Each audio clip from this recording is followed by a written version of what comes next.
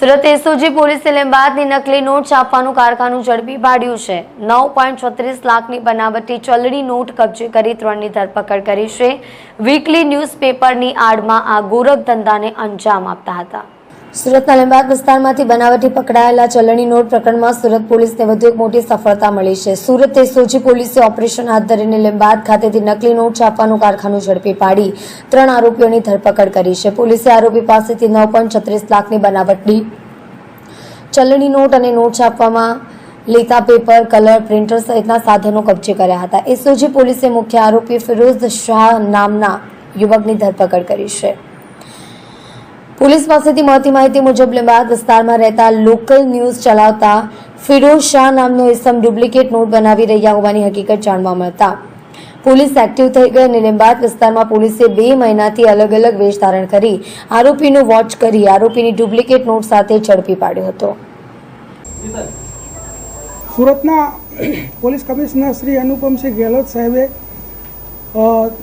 તમામ પોલીસને સૂચના આપેલી છે કે ભાઈ દેશ વિરોધી જે પ્રવૃત્તિઓ કરતા હોય અને જે ડ્રગ્સની પ્રવૃત્તિઓ કરતા હોય એના ઉપર સખતમાં સખત કાર્યવાહી કરવાની એસઓજી બ્રાન્ચને, પીસીબીને તમામને સૂચનાઓ આપવામાં આવેલી।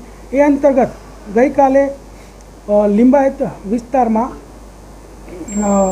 એક ન્યૂઝ ચેનલની જે 3 નંબરની ઓફિસ છે ત્યાં છેલ્લા 2 મહિનાથી અમારા એસઓજીના કર્મચારીઓ વિવિધ રીતે કોઈ લારીવાળાના વેશમાં, કોઈ ગલ્લા ઊભા રહીને કે કોઈ બીજી રીતે અન્ય રીતે 2 મહિનાથી વોચ રાખતા હતા અને ગઈકાલે સાંજે લિંબાયત વિસ્તારમાં રેડ કરી અને 9,36,100 રૂપિયાની 500 અને 200ની ચલણી બોગસ ચલણી નોટો ઝડપી પાડવામાં આવેલી છે।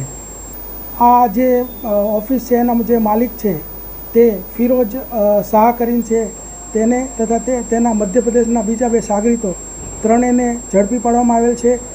એની સાથે એ નોટ જે બનાવવા માટે જે પ્રિન્ટર વપરાતું હતું એ પ્રિન્ટર, એની નોટ બનાવવાના કાગળો, શાહી તથા કટર મશીન અને ન્યૂઝ ચેનલના 2 એના આઈ કાર્ડ તથા 4 જે માઇક હોય છે એ 4 ઝડપી પાડેલ છે।